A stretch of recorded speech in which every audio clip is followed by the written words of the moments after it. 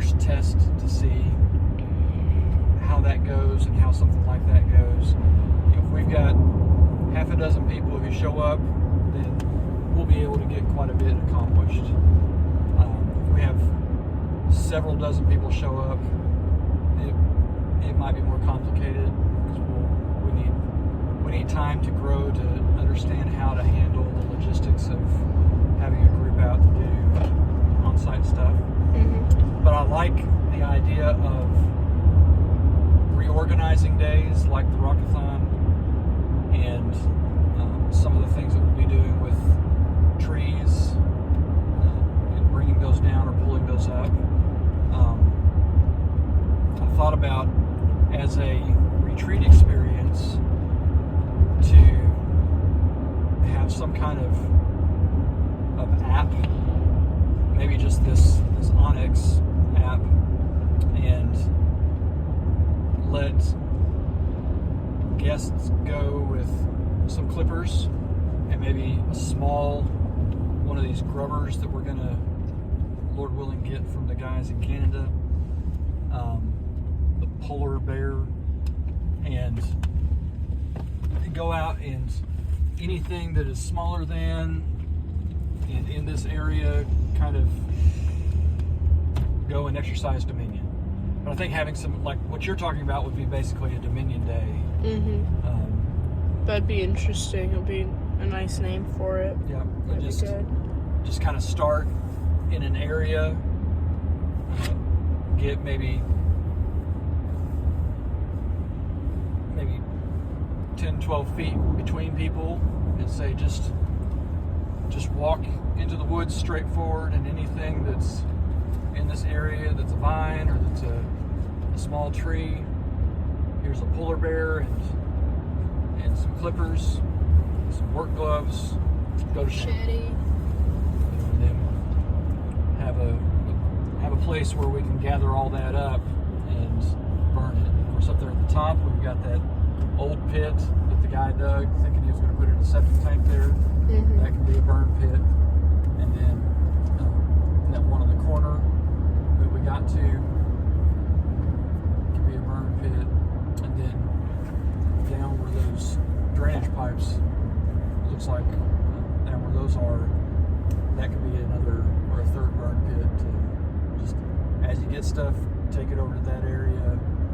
And then we could even have like a bonfire or campfire or something. well, just have a fire day. No, and then like at night we have like s'mores or something, and hot dogs. That might take a little while to get set up though, because if you light a fire in the middle of the forest in the middle of fall, it's not the best idea ever. we're going to need to make and plan some camp out days. Mm-hmm. But maybe after we've taken care of the weird people coming in all the time and just invading. We have no proof that weird people are still coming in. We don't. We will be pursuing. Your mom and I are going to sit down and talk after we get back to the house and get everybody into what's next, about some of the contacts that I need to make with different companies that we can go ahead and set up sponsorships for these videos. And one of those is Rio, which is a outdoor solar panel security production quality camera.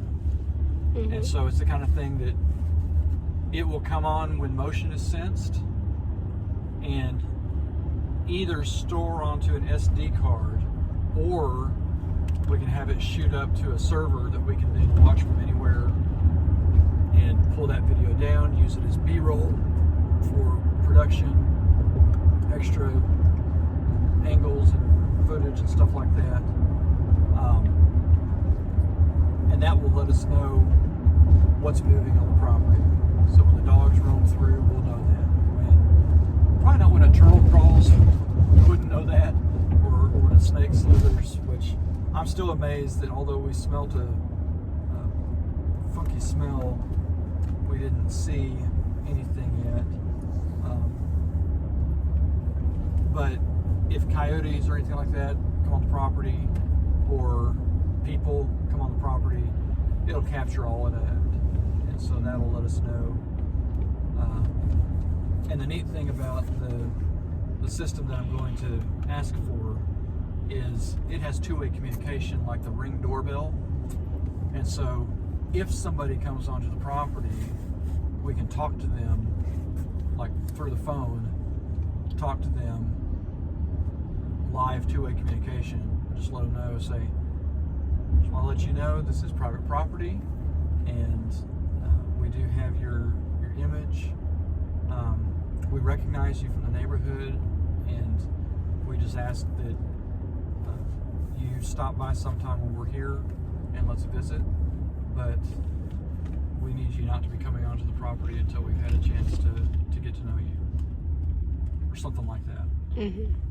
Or just have a message like that. Or you can even just have an alarm that goes off.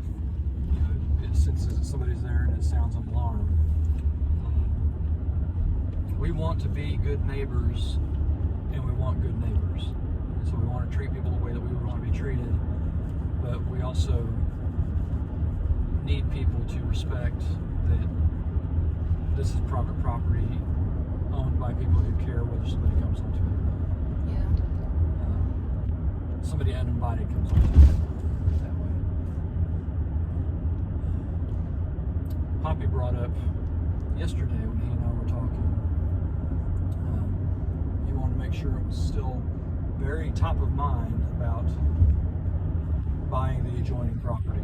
Mm-hmm. And buying more property, and getting more property, and is it for sale, and getting more property. That's something that I am prayerful that part of what the Lord is turning us on to in all the different ways that He's given us to move right now and to do and to think and to work and to be, that He is going to bring enough of a financial harvest quickly enough that we can both start buying up property and developing property that generates income on the property just at a far more rapid pace than what we have considered. That would be wonderful, because we know people who can help us move. We know people we can move together with who can help us move quickly, and Mm-hmm. that would give us a real advantage on being able to get operational and start serving and helping more people. Anything else for now, Mom? No. All right. Sign